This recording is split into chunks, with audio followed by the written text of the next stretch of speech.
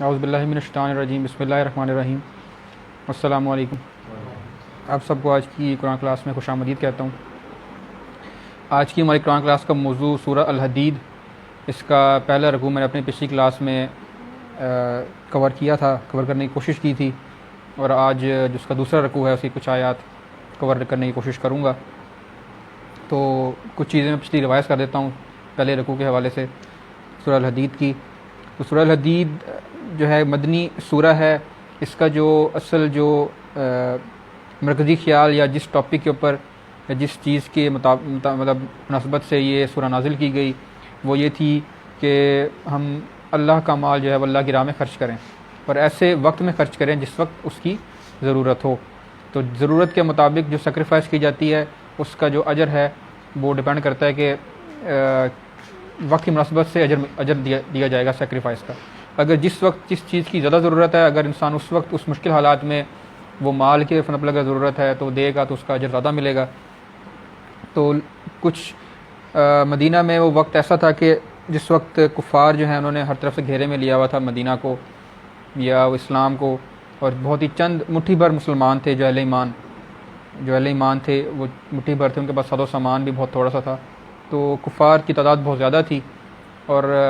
کسی بھی وقت وہ حملہ کر کے ان سب کو نصف و نابود یا مسلمانوں کو نصف و نابود کر سکتے تھے، سب کو مار سکتے تھے،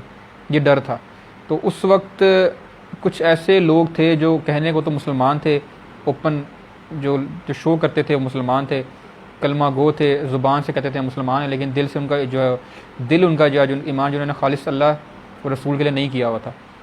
تو ان لوگوں کی طرف یہ سورہ نازل کی گئی تھی کہ آپ لوگ جو ہیں اپنا ایمان خالص کریں اور اللہ کی راہ میں مال خرچ کریں، تو اس کا آخرت میں اس کا بڑا اجر دیا جائے گا۔ تو یہ پہلے رکوع کا جو مین جو موضوع تھا وہ یہ تھا۔ تو آئیں اس دوسرے رکوع کی کچھ آیات کی میں تلاوت آپ کے سامنے پیش کروں گا، اور اس کے بعد ترجمہ پڑھیں گے، اور پھر آیت بآیت اس کی جو تشریح ہوگی آپ کے سامنے پیش کروں گا۔ اعوذ باللہ من الشیطان الرجیم، بسم اللہ الرحمن الرحیم۔ من ذا الذی یقرض اللہ قرضا حسنا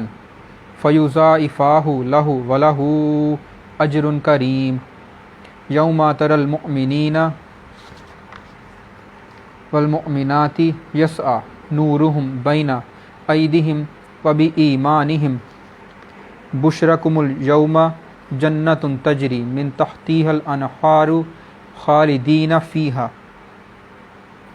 ذالک هو الفوز العظیم یوم یقول المنافقون والمنافقات للذین آمنوا انظرونا نقتبس من نورکم قیل ارجعوا وراءکم فالتمسوا نورا فضرب بینہم بسور لہ باب باطنہ فیہ الرحمۃ وظاہرہ من قبلہ العذاب۔ صدق اللہ العظیم۔ دوسرے رکوع کی پہلی آیت جو ہے اس کا ترجمہ اس طرح سے: کون ہے جو اللہ کو قرض دے، اچھا قرض،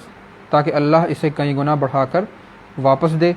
اور اس کے لیے بہترین اجر ہے۔ تو وہی بات جو پچھلے رکوع میں جو شروع کی گئی تھی کہ قرض یا اللہ کی راہ میں مال خرچ کرنے کے بارے میں بات کی جا رہی ہے، اس میں سوال ہو رہا ہے کہ کون ہے جو اللہ کو قرض دے گا، اچھا قرض۔ تو بات یہ ہے کہ انسان جب قرض دے گا تو انسان کے پاس مال ہونا چاہیے جو وہ ایک قرض کے طور پر دے سکے یا اللہ کی راہ میں خرچ کر سکے۔ سب سے پہلی چیز تو یہ ہے کہ جو انسان کے پاس مال ہے وہ مال اس کا اپنا نہیں ہے،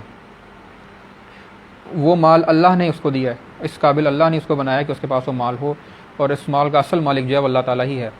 تو دنیا میں جو انسان کے پاس مال ہے وہ صرف انسان اس مال کا نائب ضرور ہو سکتا ہے لیکن مالک نہیں ہے۔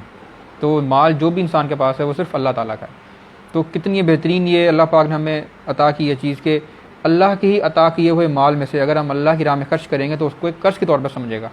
کہ ہم نے اللہ کی راہ میں قرض مطلب اللہ کی راہ میں خرچ کیا، تو اللہ اس مال کو ایک قرض سمجھے گا جس کا ہمیں بدلہ دیا جائے گا۔ تو سب سے پہلی چیز تو یہ کہ جو مال دیا بھی اللہ نے، اور اسی میں سے اللہ کی راہ میں خرچ کریں گے تو اللہ پاک اس کو قرض کے طور پر تصور کرے گا۔ اور قرض دینا ہے لیکن اچھا قرض حسنہ، مطلب کہ وہ قرض جو آپ نے صرف اللہ کی رضا سے دیا۔ آپ نے کسی انسان کو پایا مشکل وقت کے اندر، اور جو اللہ کی راہ پہ چل رہا ہو، یا آپ نے جیسے مسلمان اس وقت میں تھے کہ ان کو جنگی ساز و سامان کے لیے ضرورت تھی مال کی، تو جن لوگوں نے اس وقت اپنا مال خرچ کیا، چاہے وہ تھوڑا سا خرچ کیا ہو، لیکن آپ نے جو خرچ کرنا ہے وہ صرف اللہ کی رضا کے لیے کرنا ہے، نہ کہ اس لیے کہ آپ نے دکھاوا کرنا ہے کہ میں اللہ کی راہ میں خرچ کر رہا ہوں، نہ ہی آپ نے کسی اور غرض سے کہ اگلے بندے کو نیچا دکھانا ہے کہ جی یا بعد میں اس انسان سے جس کو آپ قرض دے رہے ہو کوئی نفع آپ نے اس سے کوئی لینا ہے، تو اس معاملے سے نہیں، صرف اللہ کی خوشنودی کے لیے، اللہ کی رضا کے لیے اگر آپ اللہ کے راستے میں مال خرچ کریں گے تو وہی ایک اچھا قرض ہوگا۔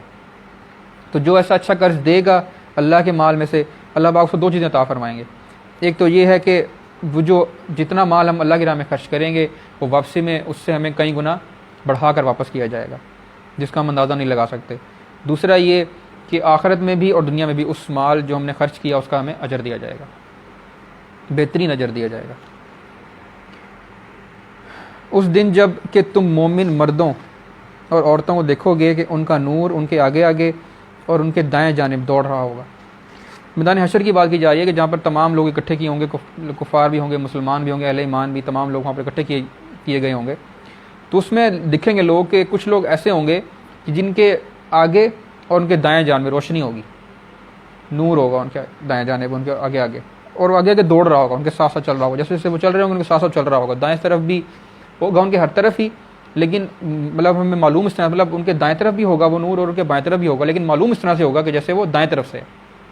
تو دائیں طرف ان کے نور ہوگا، ان کے آگے بھی نور ہوگا، ان کے آگے کے چل رہا ہوگا، اور وہ نور صرف ان لوگوں کے ساتھ ہوگا جو اہل ایمان ہوں گے، جنہوں نے زندگی اپنی جو گزاری ہے وہ اللہ کے راستے پر چل کے گزاری، اللہ کے احکامات پر چل کے گزاری، جنہوں نے جتنی خیر و بھلائی کی ہوگی اس کے مطابق ان کا نور ہوگا۔ جو لوگ جتنے اچھے طریقے سے اللہ کے راستے پر چلے تھے، اللہ کے احکامات انہوں نے پورا فرمایا تھا اور اللہ کے احکامات پر زندگی گزاری تھی، اتنا زیادہ ان کا نور ہوگا۔ جنہوں نے جتنی کم گزاری تھی ان کا اتنا کم نور ہوگا۔ تو مسلمان ہوں گے وہاں پہ، اہل ایمان ہوں گے، لیکن ہر کسی کا نور اس کے مطابق ہی ہوگا جس طرح سے اس نے اپنی زندگی گزاری ہوگی۔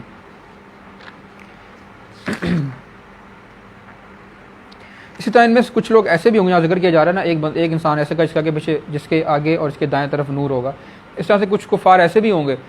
جو مطلب ایسے لوگ بھی ہوں گے جو کفار ہوں گے، جو منافق ہوں گے، جن کے ساتھ روشنی نہیں ہوگی، جو تاریکی میں مبتلا ہوں گے، جن لوگوں کی زندگی بھی تاریکی میں گزری اور ان کی میدان حشر میں بھی وہ تاریکی میں ہی ہوں گے، اور ان کے ساتھ کسی قسم کا کوئی نور نہیں ہوگا۔ باقی یہ بات جو آئی کہ جی مطلب ویرنگ ڈگریز کے ساتھ انسان کے ساتھ نور ہوگا، کہ اس نے اتنا اچھا عمل زندگی میں کیا ہوگا اس کے ساتھ اتنا اچھا نور ہوگا، تو آپ صلی اللہ علیہ وسلم نے ایک جگہ فرمایا یہی نور کے بارے میں کہ کسی کا نور اتنا تیز ہوگا کہ مدینہ سے عدن تک کی مسافت کے برابر فاصلے تک پہنچ رہا ہوگا، اور کسی کا نور مدینہ سے صنعا تک، اور کسی کا اس سے کم، یہاں تک کہ کوئی مومن ایسا بھی ہوگا جس کا نور اس کے قدموں سے آگے نہ بڑھے گا۔ مطلب ایسا مومن بھی ہے جس کا نور اتنا تھوڑا ہوگا، نور ہوگا لیکن اتنا تھوڑا ہوگا اس کے قدموں سے آگے بھی نہ بڑھ پا رہا ہوگا۔ تو مختلف ڈگریز ہوں گی نور کی، ڈپینڈ کرے گا کہ زندگی کے اندر انسان نے کتنی خیر و بھلائی کی اور کتنی خیر و بھلائی دوسرے لوگوں تک پہنچائی۔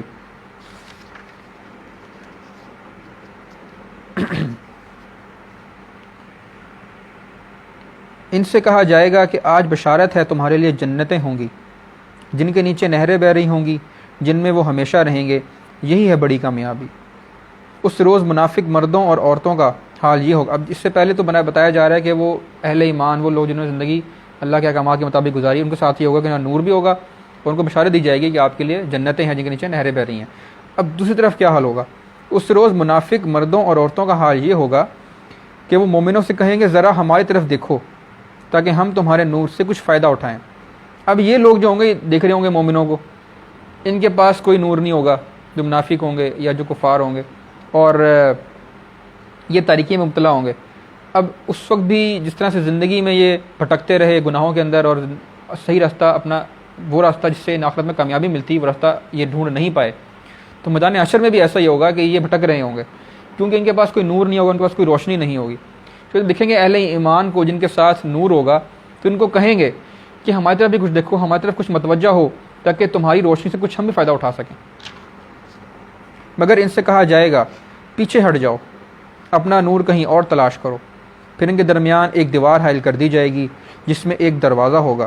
اس دروازے کے اندر رحمت ہوگی اور باہر عذاب۔ تو ان سے کہا جائے گا کہ پیچھے ہٹ جاؤ، اور پھر ایسا ہوگا کہ جو اہل ایمان اور منافقوں کے درمیان یا کفار کے درمیان ایک دیوار حائل کر دی جائے گی، اس میں ایک دروازہ ہوگا، اگر جو اہل ایمان ہیں وہ چاہیں گے تو اس دروازے کو عبور کر جائیں گے، اور اس دروازے کی اس پر جنت کی رحمتیں ہوں گی، اور اس دیوار کی اس طرف جنت کی رحمتیں ہوں گی اور دیوار کی اس طرف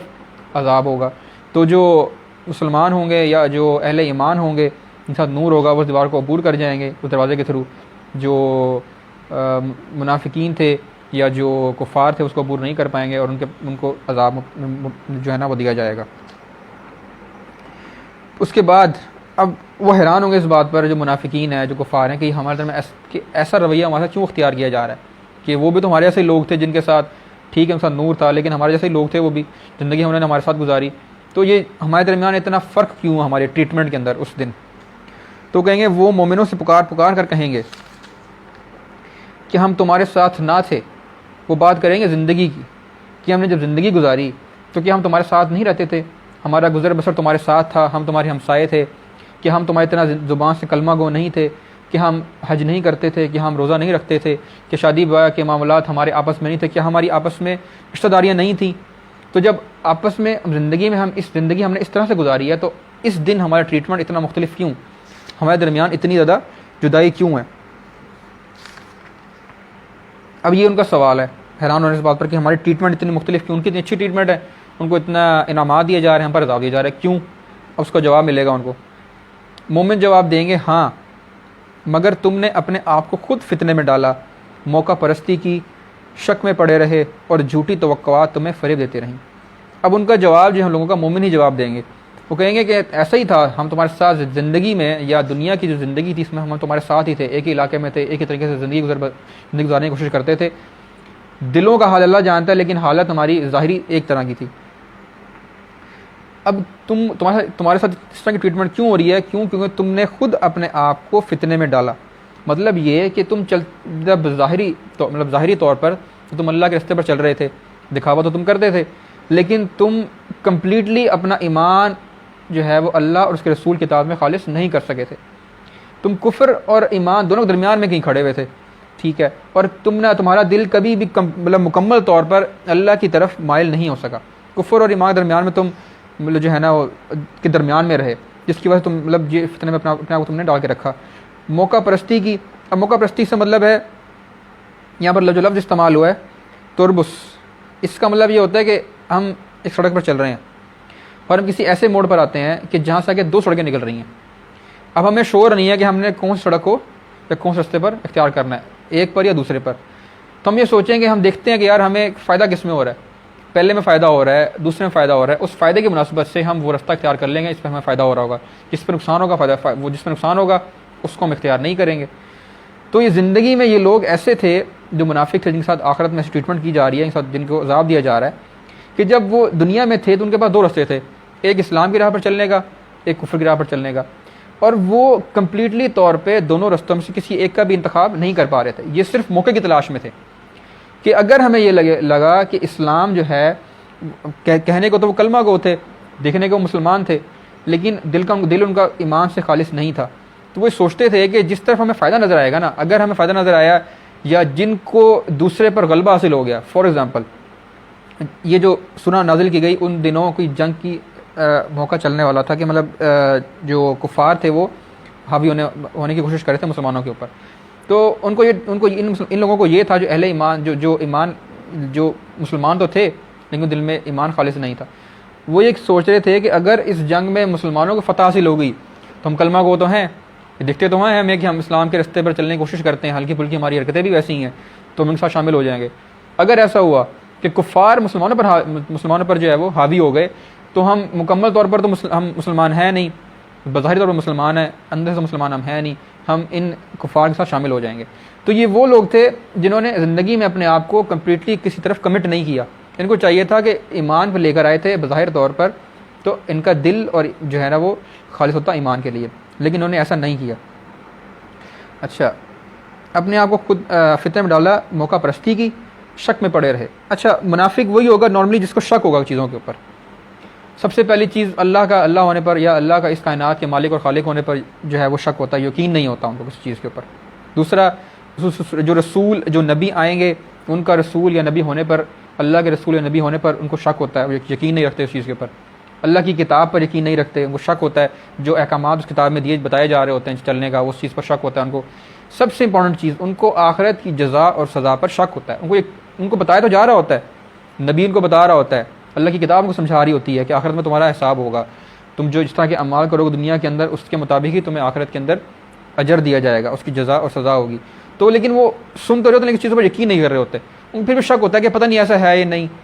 جو دنیا کے اندر حق اور باطل کی لڑائی ہونے والی ہوتی ہے، جو حق اور باطل کی لڑائی ان کے سامنے ہو رہی ہوتی ہے، اس پر یقین نہیں کر رہے ہوتے کہ پتہ نہیں حق اور باطل کی لڑائی ہے بھی یا نہیں، حق کیا ہے اور باطل کیا ہے، تو وہ شک میں پڑے رہتے ہیں۔ تو تین وجوہات تھیں کہ وہ لوگ آپس میں وہ لوگ جو ہیں وہ ان کو آخرت میں سزا ملی۔ ایک تو یہ تھا کہ وہ فتنے میں رہے، کفر اور اسلام کے درمیان میں کسی کی طرف جو ہے وہ اسلام کو چوز نہیں کر پائے، موقع پرستی میں پڑے رہے اور شک میں پڑے رہے، اور جھوٹی توقعات تمہیں فریب دیتی رہیں، یہاں تک کہ اللہ کا فیصلہ آ گیا۔ مطلب کہ وہ وقت آ گیا کہ یا تو جب اسلام کو غلبہ مل گیا، یا وہ وقت آ گیا جب ان کو موت واقع ہو گئی۔ جب موت واقع ہوگی پھر ان کا کام ختم ہو گیا، جو انہوں نے دنیا میں حرکتیں کر لی وہ کر لیں، اس کے بعد تو یہ کچھ بھی ٹھیک نہیں کر سکتے۔ اور آخر وقت تک وہ بڑا دھوکے باز تمہیں اللہ کے معاملے میں دھوکہ دیتا رہا۔ دھوکے باز سے مراد شیطان ہے، شیطان ہی وسوسے ڈالتا ہے انسان کے اندر، انسان کے دلوں کے اندر کہ یہ چیز صحیح ہے یا غلط ہے، ایسے کرنا ہے ایسے کرنا ہے۔ کچھ صحیح رستے سے انسان چل رہا ہو تو جو انسان کے اندر ایک آئیڈیا آتا ہے کہ یار میں ایسے بھی کر سکتا ہوں، یا ہلکا سا گناہ کر لوں، یا یہ گناہ ابھی کر لیتا ہوں بعد میں نہیں کروں گا، یا کسی کو نظر نہیں آئے گا، یہ وسوسے ڈالنے والا شیطان ہے۔ تو شیطان ہی ورگلا رہا ہوتا ہے انسان کو۔ تو اس کا ذکر کیا جا رہا ہے کہ آخری تمہاری موت تک بھی شیطان جو ہے تمہیں ورگلاتا رہا ہے برے کاموں کی طرف، تمہیں دھوکہ دیتا ہے۔ بیسکلی وہ دھوکے باز ان کو دھوکہ دیتا رہا، ان کو لگا کہ ہم صحیح کر رہے ہیں لیکن وہ صحیح نہیں کر رہے تھے۔ لہٰذا آج نہ تم سے کوئی فدیہ قبول کیا جائے گا اور نہ ان لوگوں سے جنہوں نے کھلا کفر کیا، تمہارا ٹھکانہ جہنم ہے۔ مطلب کسی بھی اگر تم ساری دنیا کا کوئی سارا کا سارا مال بھی دے دو تو اس کے مطابق تمہیں تمہارے جو گناہ جو تم دنیا کے اندر کر کے آ چکے ہو تو وہ معاف نہیں کیے جائیں گے۔ کوئی چیز تمہارے معاملے میں، کوئی سفارش تمہارے معاملے میں قابل قبول نہیں ہے۔ تو ان منافقوں کا ذکر کیا جا رہا ہے کہ جو بظاہر طور پر مسلمان تھے، تو ان کا حال بھی وہی ہوگا جو کفار کا تھا، کفار کا حال بھی وہی ہوگا جو منافقین کا تھا۔ مطلب ان کو آخرت میں دوزخ کا عذاب ملے گا۔ تو تمہارا ٹھکانہ جہنم ہے اور وہی تمہاری خبر گیری کرنے والی ہے۔ مطلب تمہارے لیے وہی پرفیکٹ جگہ ہے۔ جیسے فار ایگزامپل جو کسی کمپنی کا کوئی بڑا جو ہے وہ سینئر بندہ ہوتا ہے، اس کے سامنے 4-5 لوگ آتے ہیں، نئے ڈپارٹمنٹ بھی 4-5 ہیں۔ اب اس نے یہ جج کرنا ہے کہ جی جو ڈپینڈنگ اپون کہ ان 5 بندوں کے اندر کوالٹیز کیا ہیں، ان 5 بندوں کے اندر کوالٹیز کیا ہیں، ان کوالٹیز کے مطابق وہ جج کرے گا کہ بھی ان میں سے کون سا بندہ کس ڈپارٹمنٹ کے لیے موضوع ہے یا کس جگہ کے لیے موضوع ہے۔ اب یہ جو کوالٹیز تھی نا ان کے اندر کہ وہ شک میں پڑے رہے، منافقین تھے، اور جو ہے انہوں نے اپنا دل خالص نہیں کیا، ایمان خالص نہیں کیا اللہ اور اس کے رسول کے لیے، تو یہ جو کوالٹیز تھیں یہ بالکل پرفیکٹ ہے ان لوگوں کے لیے جن کو جہنم کا عذاب ملے گا، جن کے لیے پرفیکٹ جگہ آخرت میں کیا ہے وہ جہنم ہی ہے۔ اس کا ذکر کیا جا رہا ہے۔ تو جس طرح کہ تمہارے کام ہے تمہارے لیے بہترین جگہ وہ جہنم ہی ہے، اس سے بہتر تمہیں کچھ نہیں مل سکتا، اور یہ بدترین انجام ہے کہ اس سے برا انجام کوئی نہیں۔ کیا ایمان لانے والوں کے لیے ابھی وہ وقت نہیں آیا کہ ان کے دل اللہ کے ذکر سے پگھلیں اور اس کے نازل کردہ حق کے آگے جھکیں؟ اب یہاں پر ذکر کیا جا رہا ہے ایمان لانے والوں کے لیے۔ یہاں پر ایمان لانے والے سے مراد وہ نہیں ہے جن کا دل خالص ہو اللہ کے لیے، یہاں سے مراد وہ لوگ ہیں جن کا میں نے پہلے ذکر کیا ہے کہ وہ لوگ جو بظاہر طور پر شو تو کر رہے تھے، جو بظاہر اپنی زبان سے کلمہ گو تھے، لیکن ان کا دل اللہ اور اس کے رسول کے لیے خالص نہیں تھا۔ میں نے پہلے بتایا کہ وہ وقت جو اس وقت چل رہا تھا مدینہ کے اندر، اس میں 2 مسئلے مسائل تھے۔ ایک تو یہ کہ مسلمان جو اہل ایمان تھے، جو سچے مسلمان تھے، وہ تھے کم تعداد کے اندر، اور ان کے پاس مال بھی کم تھا، تو جو کفار تھے وہ کسی بھی وقت ان پر حملہ آور ہو سکتے تھے، تو ان کو یہ ڈر تھا کہ مسلمانوں کے پاس جو ہیں وہ کوئی خاص جنگی ساز و سامان تو ہے نہیں، تو اس کے لیے ان کو مال کی ضرورت تھی۔ ایک چیز تو یہ، دوسرا یہ کہ چونکہ کفار جو ہیں وہ پورے اس علاقے کے اندر مسلمانوں کو تنگ کر رہے تھے، تو اس علاقے کے اندر جہاں بھی چھوٹے چھوٹے جگہوں پر جو اہل ایمان تھے، جو اللہ کے رسول پر ایمان لے آئے تھے، اللہ پر ایمان لے آئے تھے، وہ کیونکہ باقی جگہوں پر تو اور ان کو ایمان کے رستے پر چلنے کا کوئی صحیح رستہ نظر نہیں آ رہا تھا، وہ کیا کرتے تھے، وہ آتے تھے، وہ موو کرتے تھے، وہ ہجرت کرتے تھے مدینہ کی طرف۔ تو ایک تو یہ تھا کہ آلریڈی انسان اہل ایمان کے پاس مال تھوڑا تھا، دوسرا یہ تھا کہ وہ جو مسلمان جو ہجرت کر کے آ رہے تھے ان کے پاس ایک تو مال کوئی نہیں تھا، کھانے پینے کی جگہ کوئی نہیں تھی، کھانے پینے کا ان کے پاس ساز و سامان نہیں تھا، وہ بھی یہ لوگ پرووائڈ کرے، تو بہت ہی مشکل حالات میں اپنے آپ سے زیادہ مسلمان یہ لوگ جو ہے نا وہ اپنا حصہ ڈال رہے تھے. اب انہی میں کچھ لوگ ایسے تھے جن کے پاس مال و دولت تھی، لیکن چونکہ وہ صرف اس وقت موقع دیکھ رہے تھے، وہ اس وقت سب کا مزہ اڑا رہے تھے کہ یہ لوگ کتنی مشکل سے زندگی گزار رہے ہیں اپنی، ہمارے پاس مال ہے، اس کے باوجود ان کو وہ جو ہے اپنا مال اللہ کی راہ میں خرچ نہیں کر رہے تھے. تو یہ وہ ایسے اہل ایمان تھے کہ جن کا دل خالص نہیں تھا اللہ کی طرف، اور دیکھ بھی رہے تھے کہ مسلمانوں کو ضرورت ہے مال کی، اس کے باوجود اپنا مال اللہ کی راہ میں خرچ نہیں کر رہے تھے. تو اسی کا ذکر کیا جا رہا ہے کہ کیا اتنے سخت دل ہیں یہ لوگ کہ اللہ کی آیات میں سامنے پڑھی بھی جائیں، اس کے باوجود ان کا دل جو پگھلتا نہیں ہے کہ وہ اپنا ایمان خالص کر لیں اور اپنا مال جو ہے اس کی سیکریفائس کریں، اپنا مال جو ہے وہ قرض دے دیں اللہ کو، جس کا اللہ نے یہ بتایا کہ اس کا اجر دیا جائے گا. اور وہ لوگ اور وہ ان لوگوں کی طرح نہ ہو جائیں جنہیں پہلے کتاب دی گئی تھی، پھر ایک لمبی مدت ان پر گزر گئی تو ان کے دل سخت ہو گئے، اور آج ان میں سے اکثر فاسق بنے ہوئے ہیں. اب ذکر کیا جا رہا ہے یہود و نصارہ کا کہ آپ صلی اللہ علیہ وسلم سے پہلے بھی مختلف نبی ان پر آ چکے، کتابیں نازل کی گئیں. تو وہ لوگ تو ایسے اس لیے تھے جو کفار تھے کہ ان کو ایک مخصوص وقت گزر چکا تھا، انہوں نے اپنے نبیوں پر یقین نہیں کیا، اپنی کتابوں پر یقین نہیں کیا، کچھ نے یقین کیا لیکن وہ وقت چلے گئے، مطلب وہ لوگ چلے گئے، اور وقت گزرنے کے ساتھ ساتھ جو ان کے اندر اچھی عادات کتابوں سے آئی تھیں وہ بھی ختم ہو گئیں. انہوں نے اپنی کتابوں کے اندر جو آیات تھیں ان کے مطلب کو تبدیل کر دیا. تو وہ لوگ تو اس لیے یہود و نصارہ اس طرح کے ہو چکے تھے کہ ان کے جو نبی تھے ان کو گزرے ہوئے ایک مخصوص وقت گزر چکا تھا، کتابیں ان کو اصل حالت میں ان کو نہیں مل رہی تھیں. لیکن ابھی جو وقت تھا اس میں تو اللہ کے نبی ان کے سامنے تھا، اللہ کے نبی خود ان سے کہہ رہا تھا کہ اللہ پر ایمان لے کر آؤ، اللہ کے احکامات ان کو خود بتا رہا تھا. تو وہ تو دنیا میں موجود تھے، ایک کتاب ان پر نازل کی جا رہی تھی جو کہ مکمل اس ٹائم نہیں ہوئی تھی. تو اس کے باوجود ان کی عادتیں وہی تھیں جو یہود و نصارہ کی تھیں، کہ وہ مسلمان جو بظاہر تو مسلمان تھے لیکن ان کی حرکتیں دل سے وہی تھیں جو یہود و نصارہ کی ہونی چاہیے. تو ایسے کیوں ہیں حالانکہ نبی اور کتاب ان کے سامنے موجود ہے؟ خوب جان لو کہ اللہ زمین کو اس کی موت کے بعد زندگی بخشتا ہے، ہم نے نشانیاں تم کو صاف صاف دکھا دی ہیں، شاید کہ تم عقل سے کام لو. اب یہاں ایک چیز کا ذکر کیا جا رہا ہے کہ اللہ زمین کو اس کی موت کے بعد زندگی بخشتا ہے، مطلب بالکل ہی بنجر زمین کے اوپر اللہ پاک بارش برسا کر اس میں سے جڑی بوٹیاں اور پودے اگا دیتا ہے، کہ جو بالکل ختم ہوئی ہوئی زمین تھی اس میں سے بھی پودوں کی نشو ہونے لگ جاتی ہے پانی کے رستے سے. تو اس سے بیسکلی مراد ہے کہ جس طرح سے مکہ کے اندر آپ صلی اللہ علیہ وسلم پہ جب نازل کرنا شروع کیا گیا قرآن پاک اور وہی آنا شروع ہوئی، اس سے پہلے جہالت کے اندر تمام دنیا جو اس وقت کے جو لوگ تھے وہ پڑے ہوئے تھے. حالانکہ اس سے پہلے ان پر مختلف نبی اور کتابیں آ چکی تھیں، لیکن اب ان کی حالت بہت ہی بدتر ہو چکی تھی، تو بالکل ہی اخلاق کی پستی میں گرے ہوئے تھے. تو نبی کا آنا یا وحی کا آنا اور نبی کے ساتھ کتاب کا نزول شروع ہونا یہ ان کے لیے ایسے تھا کہ جس طرح ایک بنجر زمین کے اوپر اگر بارش کی جائے تو اس میں سے بھی پودے نکلنا شروع ہو جاتے ہیں. تو اسی طریقے سے نشو و نما انسان کے اخلاق کی جا رہی تھی. بہت ہی بہتر احکامات اللہ پاک نازل فرمائے، جیسے کہ عورتوں کے ساتھ سلوک، برے کاموں سے بچنے کا، شراب، اس طرح کی چیزوں سے بچنے کا احکامات دیے گئے جو کہ انسان کے اخلاق کے لیے بہت ضروری تھے. اچھے اخلاقیات بتائیں گے، زندگی گزارنے کے طریقے بتائے گئے، ماں باپ کے ساتھ آپ کا سلوک، بہن بھائی کے ساتھ آپ کا سلوک، جو اس طرح کی چیزیں تھیں وہ بتائی جا رہی تھی. تو اچھے اخلاق دیے جا رہے تھے. دوبارہ سے انسان کو اخلاق کی پستی سے اٹھا کر ایک اچھے مقام پہ لے کے آیا جا رہا تھا. تو اس چیز کو یہاں سے تشبیہ دی گئی ہے، کس طرح سے زمین، ایک بنجر زمین کو اللہ پاک بارش کے رستے سے نشو و نما دیتا ہے، اس میں پودے اگاتا ہے. اسی طریقے سے اخلاق کی پستی میں گرے ہوئے لوگوں کو اللہ پاک نے نبی کے رستے اور وحی کے اور اپنی کتاب کے نزول کے رستے اچھی اخلاقیات تک لے کے آنے کی کوشش کی. تو یہ نشانیاں ہیں جو صاف صاف دکھائی جا رہی ہیں، اگر جو لیکن سمجھ اسی کو آئیں گے جو دیکھنا چاہے گا اور جو اپنی عقل سے کام لے گا.